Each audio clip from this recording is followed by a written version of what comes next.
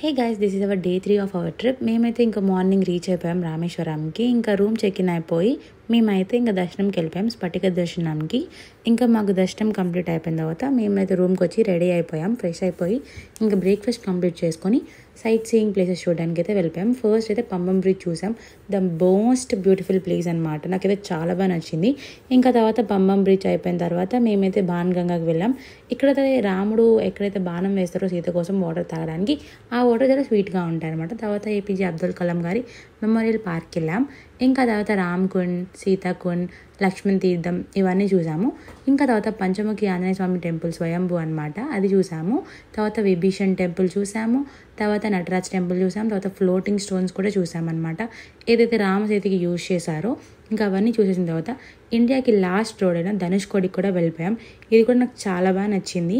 ఇంకా తర్వాత అగ్ని తీర్థంకి వెళ్ళిపోయాం. ఇంకా అక్కడ రాముడు పాదాలు ఉన్నాయి. ఇంకా అక్కడ బోట్ రైడ్ చేద్దాము.